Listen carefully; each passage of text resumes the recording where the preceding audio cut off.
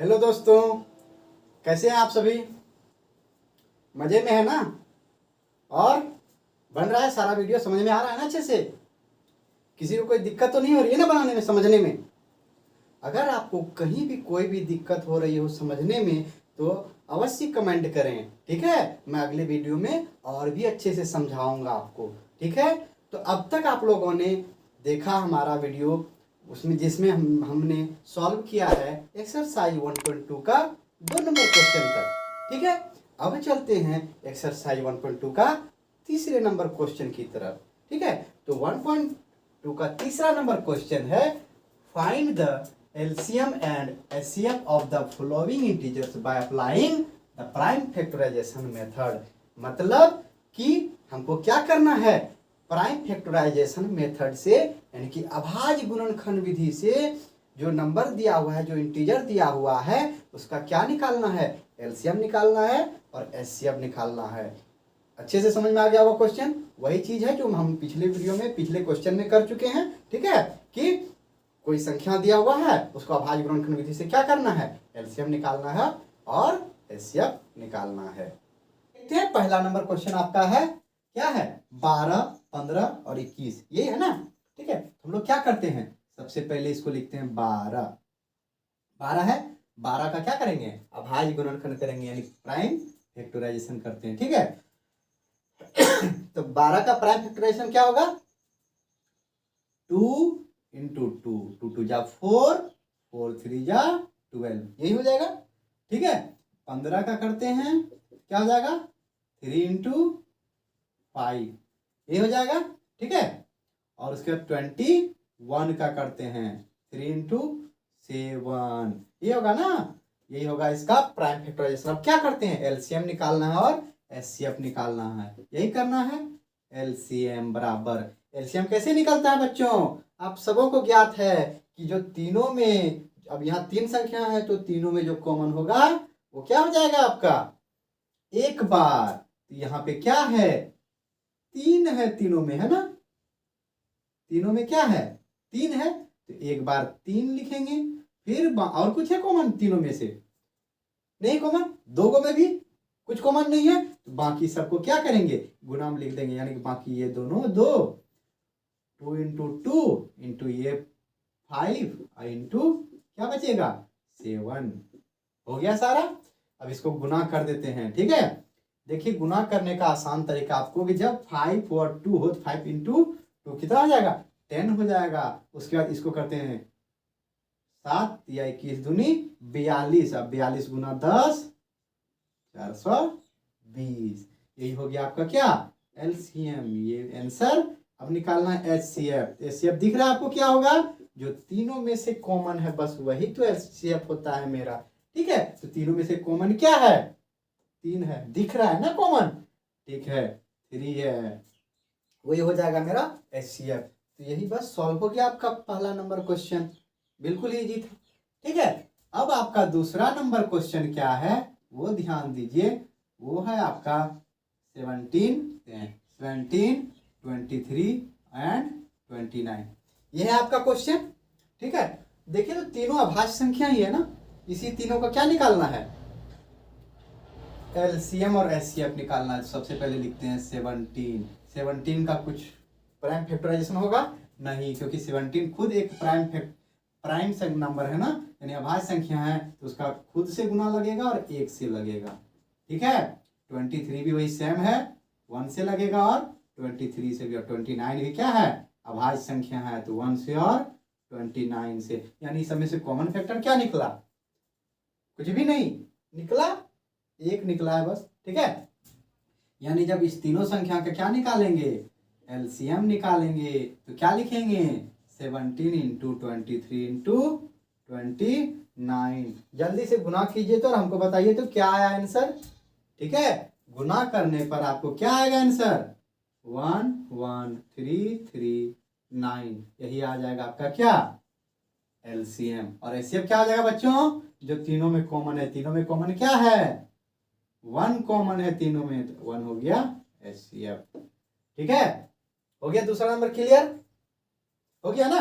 ठीक है, अब चलते हैं तीसरे नंबर क्वेश्चन की तरफ, ठीक है? तीसरा नंबर क्वेश्चन आपका क्या है, ध्यान से देखिएगा।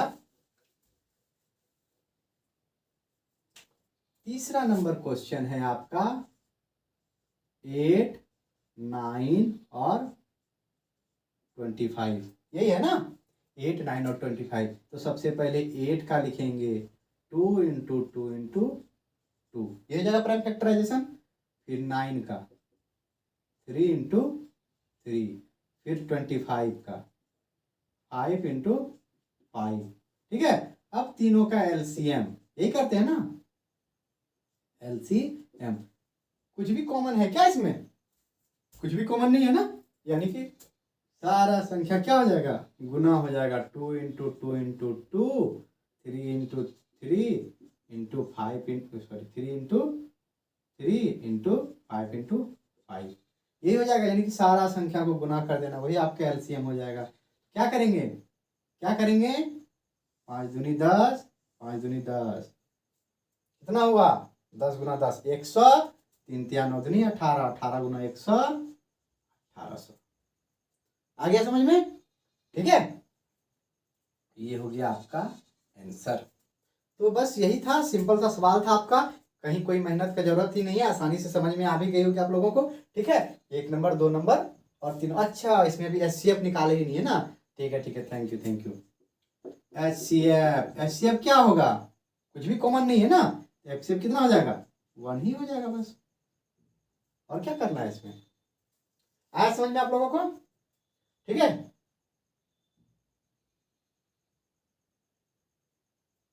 ठीक है बच्चों, अब चलते हैं इसका नेक्स्ट क्वेश्चन। ठीक है, यानी कि क्वेश्चन नंबर 4। तो क्वेश्चन नंबर 4 है आपका, गिवन दैट, मतलब दिया हुआ है कि एचसीएफ जो है 306 और 657 का, ठीक है, कितना है, 9 है। ठीक है, यानी इसमें आपको क्या किया है, दो संख्या है, क्या क्या, 306 एंड 657, ये दो संख्या है जिसका एचसीएफ आपको कितना दिया हुआ है, 9 दिया हुआ है। यानी इसमें एचसीएफ आपका दे दिया है और दो संख्या भी दे दिया है। तो आपको निकालने क्या कहा जा रहा है कि फाइंड एलसीएम ऑफ 306 और 657, यही इसी दोनों संख्या का एलसीएम निकालना है। क्या निकालना है, यानी एचसीएफ दिया हुआ है, एलसीएम निकालना है। तो हम लोग यहाँ लिखेंगे, क्या लिखेंगे, एचसीएफ कितना दिया हुआ है, किस दोनों संख्या का, 306 और 657 का एचसीएफ दिया हुआ है 9। और क्या निकालने बोला जा रहा है, एलसीएम 306 और 657 कितना हो जाएगा, अभी नहीं पता है, यही तो निकालना है। ठीक है, तो हम लोग एक चीज हम लोगों ने पढ़ा था, क्या पढ़ा था, वी नो, हम लोग क्या जानते हैं कि दो संख्या जो है ना, उसका एलसीएम गुना जो एचसीएफ होता है वो बराबर होता है उस दोनों संख्या के प्रोडक्ट के बराबर, यही पढ़ा था ना हम लोगों ने। ठीक है, बस उसी चीज को लिखना है कि एलसीएम गुना एचसीएफ बराबर क्या होता है, product of 2 number, product of 2 number. ठीक है, अब यहां देखते हैं हमारा क्या निकालना है, एलसीएम निकालना है ना। तो एलसीएम बराबर क्या हो जाएगा, प्रोडक्ट ऑफ 2 नंबर। अच्छा, दोनों का प्रोडक्ट कर देते हैं ना, प्रोडक्ट ऑफ 2 नंबर। यहाँ दोनों नंबर मेरा क्या है, 306 और 657, समझ आ रहा है ना आप लोगों को। ठीक है, यहाँ दोनों नंबर है मेरा 306, तो उसका क्या करना है, प्रोडक्ट करना है, यानी गुना करना है दोनों नंबर का। यानी 306 गुना 657 डिवाइडेड बाय, ये एलसीएम है ना, एलसीएम गुना एचसीएफ, एलसीएम निकालना है ना, एचसीएफ यहाँ गुना में है तो बराबर किस पार जाएगा, तो किस में हो जाएगा, भाग में, ये तो पता होगा आप लोगों को। ठीक है, बराबर किस भाग में आ गया। ठीक है, तो एचसीएफ मेरा कितना है, 306 गुना 657 डिवाइडेड बाय 9, यही है ना। ठीक है, अब इसको कटाते हैं। ठीक है, 9 तिया 27, कितना बचा, 3 और 6, 9 चौके 36। अब गुना किसको करना है, 657 और 34 को क्या करना है, गुना कर देना है, यही हो जाएगा आपका एलसीएम। गुना करते हैं, 7 चौके 28 के 8, हाथ में रहे 2, 5 चौक 20 2 22, हाथ में रहे 2, 6 चौक 24 2 26, 7 21 की 1, हाथ में रहे 2, 5 तिया 15 2 17, हाथ में रहे 1, 6 तिया 18, 18 1 19 8, 2 1 3, 7 6 13 की 3, 9 2 11 12, यहाँ 2, यानी कितना हो जाएगा आपका आंसर 22 33 8। ये क्या हो गया आपका, ये हो गया आपका एलसीएम। यही तो निकालना था हमको, यही निकालना था ना। ठीक है, समझ में आ गया आप लोगों को। बहुत ही इजी सवाल है, इस चैप्टर में कोई हार्ड सवाल है ही नहीं आपका। ठीक है, अब इसके बाद हम चलेंगे क्वेश्चन नंबर 5 की तरफ। ठीक है, क्वेश्चन नंबर 5 क्या है आपका, क्वेश्चन नंबर 5 है, देखिए ध्यान से देखिएगा ये क्वेश्चन को, बस थोड़ा सा समझना है और कुछ नहीं है इस क्वेश्चन में। ठीक है, देखिए क्वेश्चन नंबर 5 है, चेक वेदर 6 पर पावर 9 कैन 6 पर power n can ends with the digit 0 for any natural number n। Question समझ में आया आप लोगों को, आया होगा बहुतों को नहीं समझ में आया होगा। तो ध्यान से देखिएगा क्वेश्चन क्या कह रहा है, कि क्वेश्चन कह रहा है कि हमको चेक करना है कि क्या 6 पर पावर n, ठीक है, ये जो 6 पर पावर n है, can ends with the digit 0, क्या इस पर ये कभी कोई ऐसा अंक में आएगा जिसका इकाई अंक या यूनिट डिजिट 0 हो, क्या 0 के साथ कभी इंट होगा इसका पावर n, जहां n कोई भी नेचुरल नंबर हो, फॉर एनी नेचुरल नंबर, यानी कि n में कुछ भी रखें 1 2 3 4 5 6 7, कुछ भी अगर कोई भी नेचुरल नंबर रखें यहाँ पे, तो क्या ये कभी 0 पे समाप्त होगा 6 पर पावर n, यही चेक करने के लिए कह रहा है। ठीक है, 1 रख के देखिए 6 आएगा, 0 पे समाप्त हुआ नहीं। 2 रख के देखिए 36 आएगा, 6 पे समाप्त हो रहा है। 3 रखिए देखिए, ठीक है, 36 गुना 6 216 आएगा, यानी कि ये कभी 0 पे समाप्त होगा नहीं होगा। ठीक है, तो ये बाद में तो हम लोग लिख देंगे कि नहीं होगा, लेकिन कैसे, वो आपको क्या करना है, प्रूव करना है। ठीक है, प्रूव करना है। ठीक है, तो वो क्या कह रहा है, यही कह रहा है ना, इसको कैसे प्रूव करेंगे। देखिए हम लोग क्या जानते हैं, हम लोग जानते हैं कि जो भी नंबर 0 के साथ इंड होता है, जो भी नंबर 0 के साथ इंड, जैसे 60 है 170 है, जो भी नंबर 0 के साथ इंड होता है वो 10 से डिविजिबल होता है। डिविजिबल होता है कि नहीं होता है, बिल्कुल होता है 10 से डिविजिबल। अब जो नंबर 10 से डिविजिबल है वो 2 से भी डिविजिबल होगा और 5 से भी डिविजिबल होगा ना। बस वही चीज को ध्यान में रखना है। ठीक है, अब यहां ध्यान से लिखेंगे क्या, कि वी नो दैट, क्या लिखेंगे, we know that the number ends with digit 0, यानी कि वह नंबर जो 0 के साथ अंत होता है। हिंदी में क्या लिखेंगे, कि हम जानते हैं कि जो संख्या 0 अंक के साथ खत्म होता है, ये लिखेंगे। ठीक है, कि हम जानते हैं कि जो संख्या 0 अंक के साथ अंत होता है वह 10 से विभाजित होता है, ये लिखेंगे ना। ठीक है, कि we know that the number ends with digit 0, ठीक है, इज क्या होगा, डिवाइडेड बाय, डिविजिबल बाय 10, ये होगा। यानी कि जो संख्या 0 के साथ अंत होगा वो 10 से विभाजित होगा, तो फर्दर ये क्या हो जाएगा, अगर 0 से 10 से डिवाइजेबल है तो यानी वह संख्या 2 into 5 से भी डिवाइजेबल होगा। ठीक है, वही लिखेंगे फर्दर। ठीक है, the number will be divisible by किससे, डिविजिबल बाय, ठीक है, किससे, 2 into 5 से भी डिविजिबल होगा। बात समझ में आ रही है ना, यानी कि जो संख्या 10 से डिवाइड होगा वो 2 into 5 से भी डिवाइड होगा। अब दिखते हैं मेरा क्या था संख्या, 6 पर पावर 9। ठीक है, तो यहां लिखेंगे prime factorisation,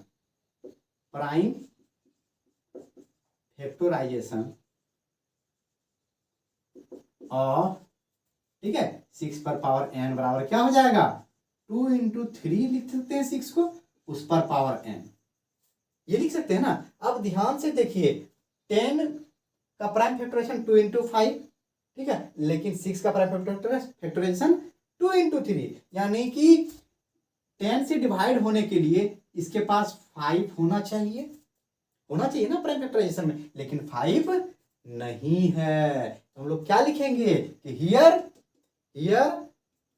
prime in prime factorisation 6 पर पावर 9 में यहाँ पे क्या है कि वो 5 नहीं है। ठीक है, फैक्टर 5 नहीं है, वही चीज लिखेंगे। ठीक है, क्या लिखेंगे यहाँ पे?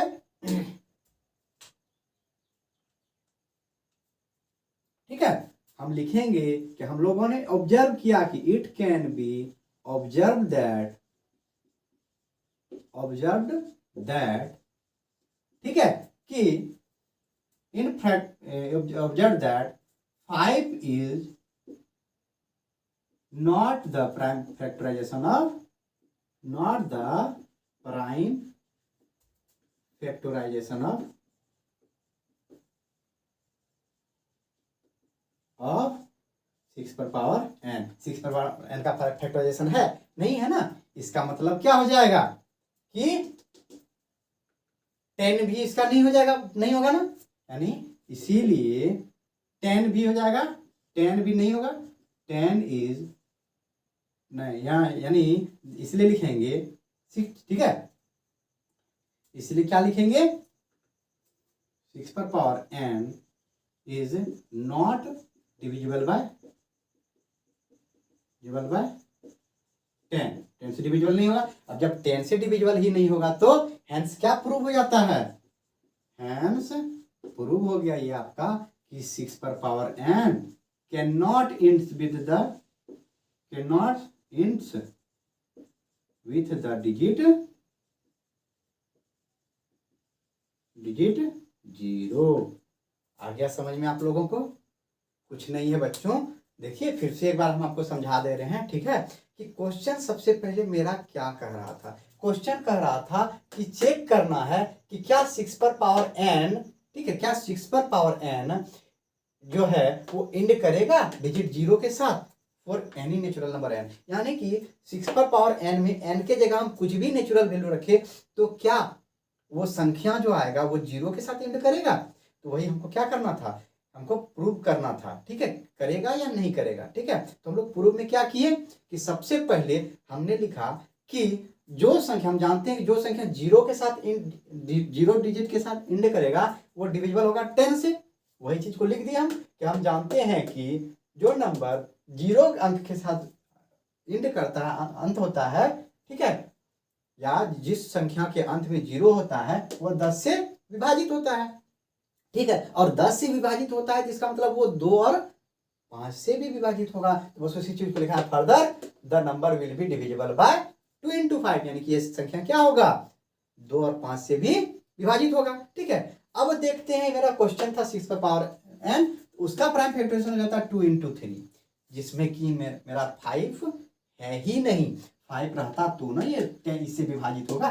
ठीक है, यानी कि वही चीज लिख दी, it can be observe that, ये देखा जा सकता है कि ऑब्जर्व किया जा सकता है कि 5 is not the prime factorisation of 6 पर पावर n, यानी कि 5 जो है 6 पर पावर n के अभाज्य गुणनखंड में नहीं है ना। इसका मतलब कि वो 10 से विभाजित होगा ही नहीं 6 पर पावर n, यानी वही लिख दिए 6 इज नॉट डिविजिबल बाय 10। अब जब 6 पर पावर n 10 से विभाजित नहीं है तो वो 0 के साथ अंत भी नहीं होगा, यानी वही हैंस 6 पर power n can not end with the digit 0। Proved नहीं होगा या नहीं होगा ये था। ठीक है, बस हो गया, यही आपका क्वेश्चन खत्म। ठीक है, अगर आपको मेरे इस वीडियो में मैंने जो समझाया, मैंने जो बताया वो आपको अच्छे से समझ में आया हो तो मेरे वीडियो को शेयर करें अपने दोस्तों के साथ, ताकि वो भी मेरे वीडियो से इस सॉल्यूशन को देख के समझ सके। ठीक है, और मेरे चैनल को सब्सक्राइब करें जिससे कि मुझे और हिम्मत मिले आपको, आपके लिए नए से नए वीडियो लाने का। ठीक है, फिर मिलते हैं आपके साथ एक नए वीडियो के साथ, तब तक के लिए नमस्कार।